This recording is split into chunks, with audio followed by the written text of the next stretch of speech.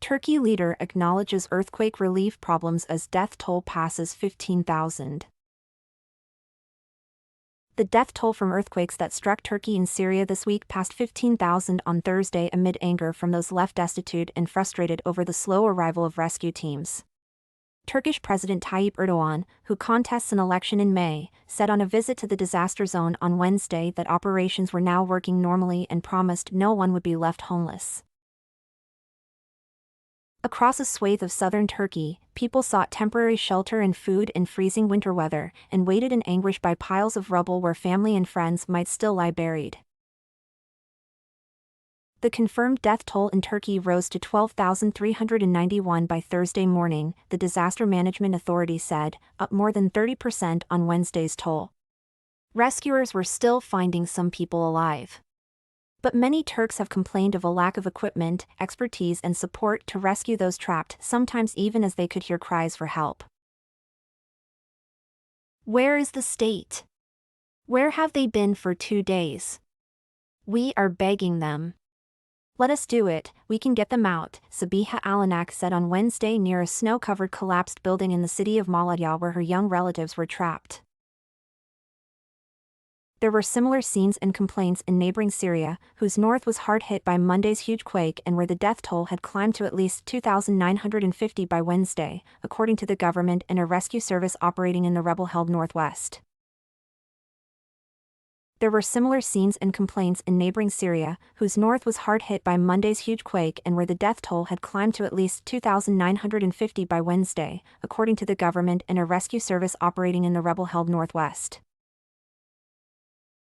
The death toll from both countries was expected to rise as hundreds of collapsed buildings in many cities have become tombs for people who had been asleep when the quake hit. In the Turkish city of Antakya, dozens of bodies, some covered in blankets and sheets and others in body bags, were lined up on the ground outside a hospital. Melek, 64, bemoaned the lack of rescue teams. "We survived the earthquake, but we will die here due to hunger or cold." Many in the disaster zone had slept in their cars or in the streets under blankets in freezing cold, fearful of going back into buildings shaken by the 7.8 magnitude tremor, Turkey's deadliest since 1999, and by a second powerful quake hours L.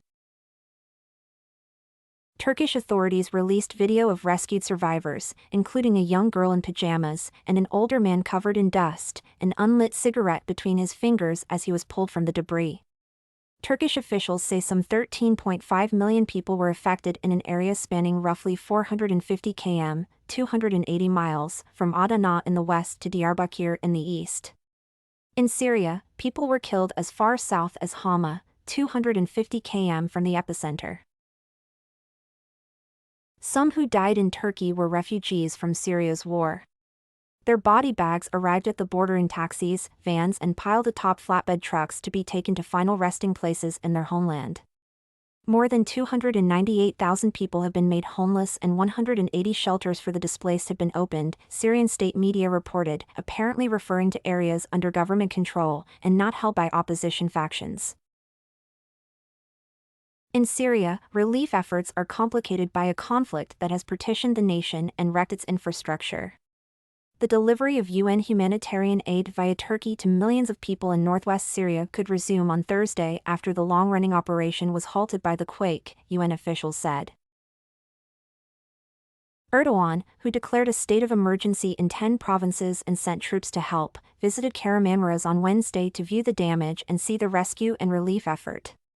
Speaking to reporters, a wail of ambulance sirens in the background, he said there had been problems with roads and airports, but we are better today. We will be better tomorrow and later. We still have some issues with fuel. But we will overcome those too, Erdogan said. Nevertheless, the disaster will pose a challenge to Erdogan in the May election that was already set to be the toughest fight of his 2 decades in power. Any perception that the government is failing to address the disaster properly could hurt his prospects. Conversely, analysts say he could rally national support around the crisis response and strengthen his position.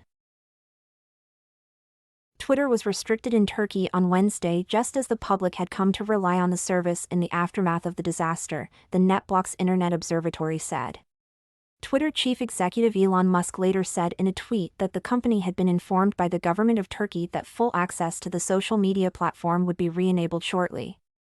Cyber rights expert and professor at Istanbul Bilgi University Yaman Akdeniz said it was not clear what caused the restriction, adding that access to TikTok was also limited in Turkey.